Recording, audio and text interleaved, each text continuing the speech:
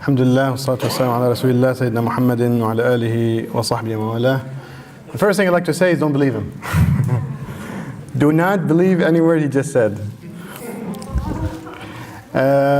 Secondly, I'm very proud of every student that I have who's present here and is not. You guys make me feel proud, wallahi. Yani the amount of leadership that I see in people's minds and eyes and behavior is just unprecedented in this city. I've been in Canada more than 20 years. Grew up here, high school here, university here, built a family here. And what I'm seeing in front of me right now is true inspiration. So going back to our discussion, inshallah, the topic is about identity. I'm going to approach it in a little bit different way, and that was the purpose. Each of the great speakers today approached it in a different way. I'm going to start with the hadith from Rasulullah narrated by Anas ibn Malik رضي الله عنه قال رسول الله صلى الله عليه وسلم يأتي على الناس زمان الصابر فيه على دينه كالقابض على الجمر. Rasulullah has said there will come a time that the people will go through that the person who's patient upon his deen is like a person who's holding upon a burning coal. And I'm pretty sure everybody can relate to this hadith today, in this day and age. In this day and age where being a Muslim is hard, covering yourself with a hijab is hard, having a beard is hard. Really, just being a Muslim, maybe having a Muslim name, looking like a Muslim, whether you're Muslim or a Sikh or whatever you are, is becoming even hard. So how do we tackle this issue of the Muslim identity? If we have a Muslim identity crisis, the way we should approach it in a systematic way, like we do in business, like we do in our studies, in an analytical way. The first thing is really recognition. Number two is identification of the root cause issue. Number three, after we understood the issue in its entirety, we look into the solution. And number four will be the implementation. So recognition. You know, being raised in the universities of Canada, knowing the MSAs closely, literally, for over 17 years right now, being an active member of the MSA since I began school, things are really taking a hard turn. Sisters in the MSAs, I've been told, and I'm active in lots of the MSAs in the GTA right now today, taking off their hijabs. Brothers, as young as 13, some of them my students, have claimed to be atheists. People leaving Islam. People distrusting our deen, our community. People confused about our values, our principles. A case in point is what happened in one of the MSAs in the States. And that was basically several weeks ago, maybe a month and a half. In a Muslim student association in one of the universities in the States, one of the major cities, members of the MSA suggested for the executive council of the MSA that they would like to have a month of queer commemoration of homosexuals. A Muslim homosexual month, a Muslim queer month. Now that was something which is literally mind-boggling. The president was shocked, as I am shocked right now, and as every one of you is shocked. She called the execs to actually have a discussion and maybe vote on the issue, thinking that people will vote against it and then things will just move forward. The execs came to the meeting, the issue was set on the table, and guess what was the vote? It was for having the event. Nobody voted against it. There are few who are silent. But this incident represents our community at large. It's a microcosm of our community in the West. These are the changes that are happening rapidly that people do not see. See, things like that start in the mind. So they're invisible to the common behavior and the common talk. But bit by bit, they will creep in too fast, too quick, for you to realize that the change has already happened. What about the other case of Noor Tagouri? who was on the cover of Playboy magazine. Now in my khutbahs I've never mentioned the magazine. Everybody here, I'm assuming everybody's active student of knowledge, knows what really is happening. If you don't know, it's a shame on you. But the person was trying, she's a celebrity. Lots of our girls, daughters, sisters look up to her. A successful journalist to be, has her own TV show that is on YouTube that is pretty popular. And she wanted to break the stereotypes about hijab on Playboy. Our community is under pressure. The last case in point was the khutbahs being forced upon our students, high school students in the Peel region, by the district school board, with the help and support of some imams, self-acclaimed imams or imams in the community. And the last but not least is the Trump election, but you can tell me, well, that's in the States. Yeah. And I tell you, the Trump to be in Canada. How many have heard the name Kelly Leach? Put your hands up. Let me see a show of hands, please. Two people that I maybe spoke to them about the subject.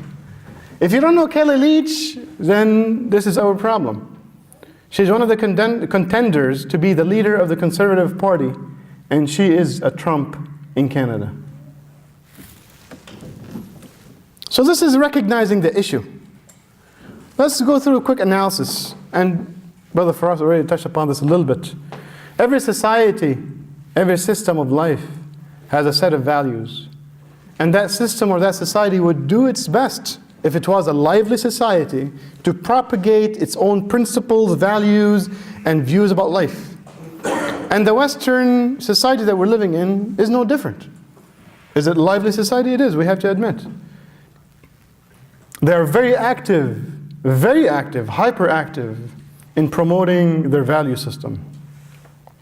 As a Muslim community in the West, a minority, a 1%, a 2% at max in North America, we have to face these challenges.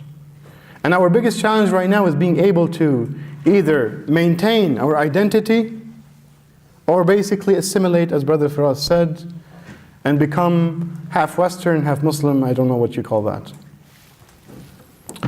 Number two is understanding what type of values are promoted and which ones contradict Islam, so we can be attentive to them. The basic building block of a Western society is the separation of religion from life. The freedoms that people basically take as idols to evaluate as a criteria of measurement of good and bad to any issue and situation in life. The basis of actually saying something is good is the benefit. It's a benefit, it's a cost-benefit analysis that we would do in economics. I went to an MBA school, I know what that means. That means basically when a car manufacturer knows before selling a car that it has a defect, we'll go into calculating how much would it cost to fix all the cars, or actually letting basically people die, get injured, and sue that company. And if the cost to deal with the suing and the judicial process are less, they will leave that defect in the car. And that actually happened with more than one North American manufacturer. Two, to my knowledge. So what do we do? What is the solution? If we know that these are the values being the Muslims these days, when they evaluate things, they evaluate it based upon, does it bring pleasure to me? Is it beneficial to me? This is what makes it halal from a person's perspective. Does it, take away harm? Does it protect me? Does it take away pain? Then I'd like to do it. If this is the criteria with a person, a female or a male, whether he has a kufi and a thobe or she having a hijab and a jilbab, will make this person a Muslim on the crust and something else in the inside. What have led to this? I'm going to go back to my first use case. The case of the MSA. Because that president was principled enough to actually sign her resignation right there and then to the MSA execs, because she would not let herself be part of such an un-Islamic, sinful gathering. After that, she actually wrote a long letter explaining her pain, sending it to one of the popular bloggers on the blogosphere. So he in turn sent it to all the shuyukh in the world, especially in the West. I read that article, and I think every Muslim leader or community leader must read that letter, and every sister must read that letter, and every brother must read that letter. One of the main points that she made of why the Muslim youth today, even within the MSAs, which is supposed to be the core da'wah making machine on campus, have been confused about their values, principles of Islam, is what she called the scholars that twist and turn the truth and are always trying to be as politically correct in society, even though the message, to say the least, reaches the ears unclear and ambiguous. Going to my second use case, which was the case of Noor Taghuri, one of the most renowned celebrity scholars on the web and on the ground in North America, have commented on Noor's decision to be on Playboy by saying this was the right thing to do to break the stereotypes about hijab. Now you tell me that this wouldn't lead to confusion. You tell me that such comments by so-called scholars in North America is not leading to our youth and our community losing its identity, losing its values, and even losing its aqidah. Allah subhanahu wa ta'ala says in the Quran, إِنَّ الَّذِينَ يَكْتُمُونَ مَا أَنزَلْنَا مِنَ الْبَيِّنَاتِ وَالْهُدَى مِن بَعْدِ مَا بَيَّنَّاهُ لِلنَّاسِ فِي الْكِتَابِ أُولَئِكَ يَلْعَنُهُمُ اللَّهُ وَيَلْعَنُهُمُ اللَّاعِنُونَ. In translation, indeed, those that hide anything that we have revealed from the clarifications and guidance in the book, after Allah subhanahu wa ta'ala have sent messengers and people to clarify it in detail, in a clear manner, in the Quran and in the Sunnah, those are the people, those are the scholars, those are the celebrities that Allah subhanahu wa ta'ala will curse first and foremost, and they will be cursed by the people. And Allah subhanahu wa ta'ala also, He said in a different verse, وَإِذْ أَخَذَ اللَّهُ مِيثَاقَ الَّذِينَ أُوتُوا الْكِتَابَ لَتُبَيِّنُنَّهُ لِلنَّاسِ وَلَا تَكْتُمُونَهُ.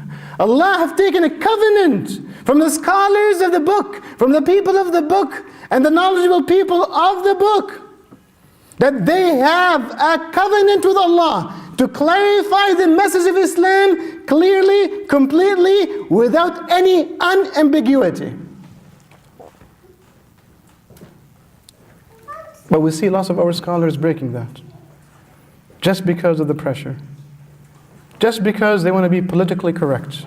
And I wonder, do they ever think about being politically correct with Allah subhanahu wa ta'ala? Number two is being able to understand that we have, as a community, both scholars and laymen, and every single one of us, men, females, everybody, we have to stick to the Islamic way of thinking. We have to stick to the Quran and Sunnah in our decision-making processes. If Allah subhanahu wa ta'ala knew that everything can be evaluated based on cost, benefit, He would have said, well, you know, your aql can recognize me, and you don't need a deen for you to live by, because already your mind can evaluate. So why would He send a messenger anyway in the first place? And the first verses that was read by Brother Irshad were for a purpose. Because the example of the youth, and there were youth, fitya, of the kahf, of the cave, when they had to choose between losing their values in a town that was un-Islamic, in a society that was un-Islamic, they decided to run away with their lives, because their lives were their deen. They chose to stay in a hole in the ground, a cave. They chose to stay in a hole in the ground to safeguard their deen rather than being in society. Now, I'm not calling people for isolation. But if this is what it takes, then Allah in the Quran tells us this is what we should do. I'm not promoting isolation because I don't think we need it yet. But if we continue in the same direction, we will. I think right now what we need is activism, loud voices, sticking to Islam, and ordering good and forbidding evil, those scholars that twist the message to fit in the Western society's ideals and value system. Last but not least, so I don't basically prolong my lecture, is uniting as one body. See, sometimes our little differences, whether different groups, different political parties, different madhahib, Shafi'i, Hanbali, Salafi, Sufi, Tahriri, whatever you are, those little differences have made us so disunited and divided that we forgot that one of the main muhkam ayat that sets one of the most important fara'id to the Muslims in general and to every community in specific, especially those living within an un-Islamic ecosystem, is وَاعْتَصِمُوا بِحَبْلِ اللَّهِ جَمِيعًا وَلَا تَفَرَّقُوا. But all what we see is division. All what we see is bickering. Wallahi, we were born into it. I mean, I try to basically withdraw away from any type of masjid committee or directorship, even though I was invited more than once, for that one reason. I tell them, listen, I'm a person who can give the da'wah, I can teach Islam. You want me to help on that side? I'm fine. And that's my borders. Because of the bickering and the divisiveness that we always see day in, day out, it's never stopping. I've been on the East Coast, I've been on the West Coast, I've been in the States, I've been in Canada. I've been in all different MSAs, masajid, Islamic centers. I've lectured at tens and tens of Islamic centers, colleges, universities, and high schools. East to West. Same problem. Same issues. So these were my 3 points. I'm just going to repeat them to understand that this is how we should be dealing with them. Number 1 is we need to urge our scholars, support them in cases where they need support. Giving them nasiha where the nasiha is required. To say the truth as it is, because they represent us. And there is the one who basically are educating our youth. Number 2 is sticking ourselves. You want to start with yourself. Sticking yourself to sticking to the Quran and the Sunnah. Knowing that every hukum about life is within those books. Number 3 is call for unity. And be a person who behaves in a unity fashion, not in a divisiveness. Barakallahu feekum, jazakumullah khair. I hope that those 3 points have hit your hearts. If they were correct, they're from Allah, and if they were wrong, it is from me and the shaitan. أقول قولي هذا وأستغفر الله لي ولكم فاستغفروه إنه غفور رحيم وصلى الله على رسوله الكريم وآخر دعوانا الحمد لله رب العالمين والسلام عليكم ورحمة الله وبركاته.